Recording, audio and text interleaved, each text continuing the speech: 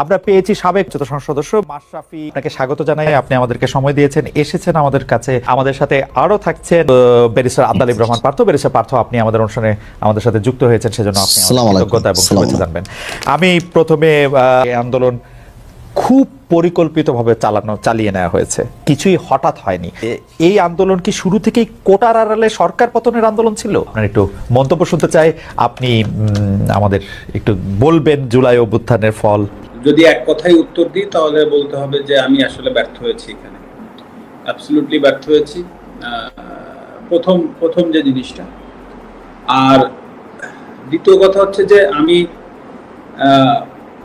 কথা যদি বলতে হতো, ধরেন আমি যদি কথা বলতাম, অবশ্যই যৌক্তিক কোটা সংস্কার নিয়ে যে আলোচনা হচ্ছিল শুরুতে, সবাই যখন চেয়েছিল যে আমি কথা বলি, তখন যৌক্তিকভাবে কোটা সংস্কার হবে সেটা, বা কোটা সংস্কার হতে যাচ্ছে এটা পরিষ্কারভাবে বোঝা যাচ্ছিল, বা আমার কাছে মনে হচ্ছিল যে কোটা সংস্কার হয়তো বা হবে। কিন্তু তারপরে যে ঘটনাগুলো ঘটতে থাকলো, তখন আসলে এমন একটা পরিস্থিতি হলো যে যখন সবাই চাচ্ছে যে আমি একটি স্ট্যাটাস দিই বা আমি পাশে থাকি, তো তখন আসলে পরিবেশটা এমন জায়গায় গিয়েছে যে আমার কাছে মনে হচ্ছিল যে আমি যদি এখন একটা স্ট্যাটাস দিই বা আমি যদি যে কোনো কিছু লিখি, তো সেইটাকে কেন্দ্র করে যদি আরো ম্যাসিভ বা আরো বড় কিছু হয়ে যায়, তা আসলে সেই জিনিসটা সামাল দেওয়ার অ্যাবিলিটি আমার আছে কিনা। তো সবকিছু মিলিয়ে আসলে ঘটনাগুলো এত দ্রুত ঘটেছে, তো আমার পক্ষে সম্ভব হয়নি, তবে আমি চেষ্টা করিনি সেটা না। এবং আরেকটি বিষয় যে আমি যদি কথা মানে আমি যদি স্ট্যাটাসের ভিতরে সীমাবদ্ধ থাকতে চাইনি, এটা সত্যি কথা। মানে আমি চেয়েছিলাম স্টুডেন্টদের সাথে কথা বলতে, বা আমি চেয়েছিলাম যে তাদের সাথে আলোচনার মাধ্যমে কিছু করা যায় কিনা। হ্যাঁ, কারণ আমি যদি একটা স্ট্যাটাস দিতাম, তাতে করে যা কিছু ঘটেছে, যা কিছু হয়েছে, তার থেকে কম হতো না। বরঞ্চ আমার সার্বিকভাবে আমার যে ভয়টা কাজ করছিল যে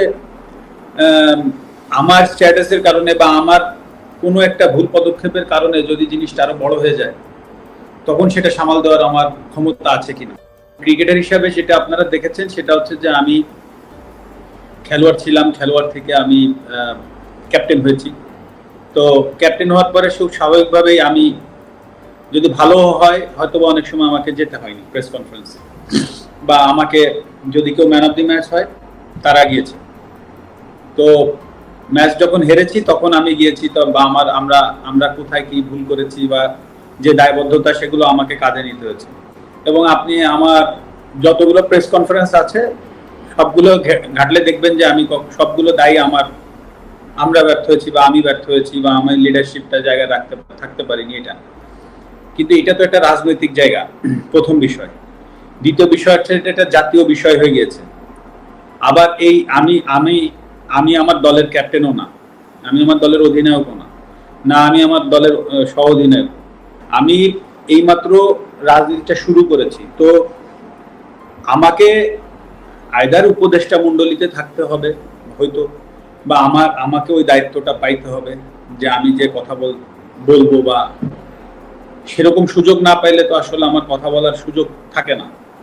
তো এখানে হুট করেই আমি একটা জায়গায় চলে গেলাম, একটা দায়িত্ব নিয়ে কথা বললাম, সেইখান থেকে একটা বড় ঘটনা আবার ঘটে গেল, তখন সেই দায়ভার আমার কাঁধে আসলো।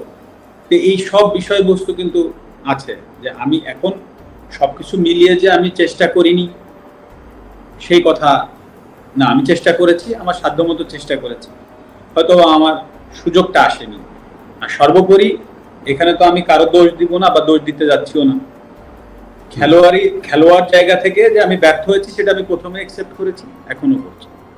তবে আমি চেষ্টা করিনি, সেই জায়গাটা একেবারেই বলবো না যে আমি চেষ্টা করিনি, আমি হয়তো বা পারিনি।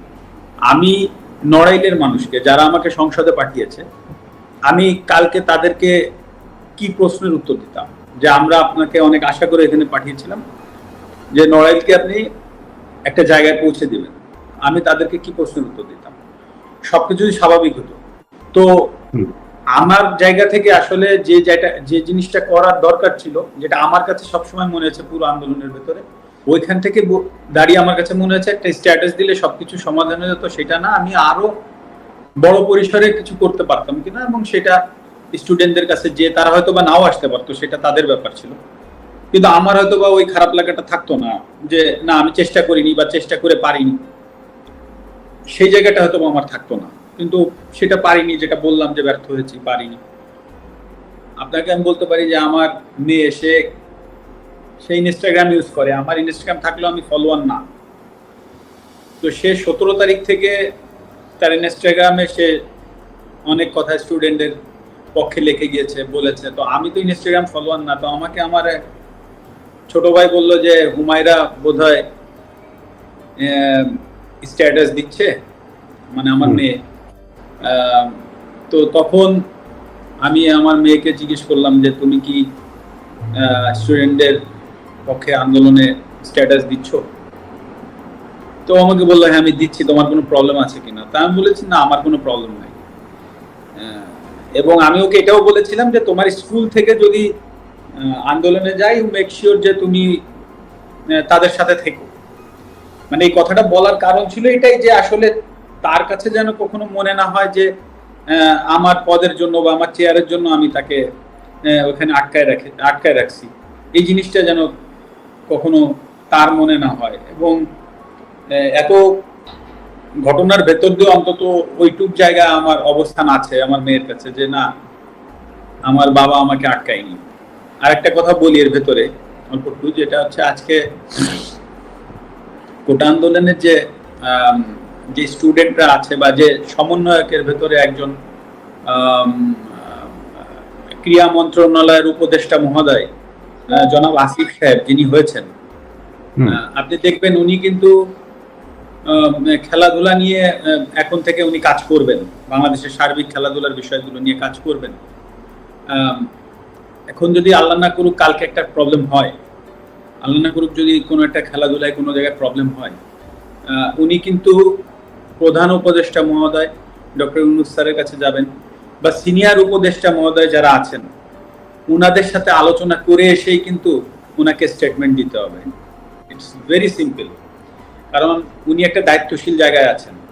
তো হুট করেই একটা সমস্যার সমাধান উনি একা কিন্তু এসে এই আপনাদের সামনে মানে প্রেসের সামনে হুট করে বলে ফেলতে পারবে না।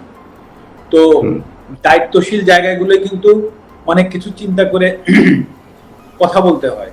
তো সেই জায়গা থেকে সেই জায়গাটাই কিন্তু আমি ছিলাম। হ্যাঁ, আপনি আমাকে খেলোয়াড় মাশরাফি বলছেন, আমি সেভাবে উত্তর দিচ্ছি, কিন্তু এট দ্য সেম টাইমে কিন্তু আমি একটা দায়িত্বশীল চেয়ারে বসেছিলাম। তো হুট করেই আমি কিন্তু ফ্রন্টে এসে একটা কথা বলে দিলাম, আর তাই নিয়ে একটা বিশাল আরো বড় কিছু হয়ে গেল।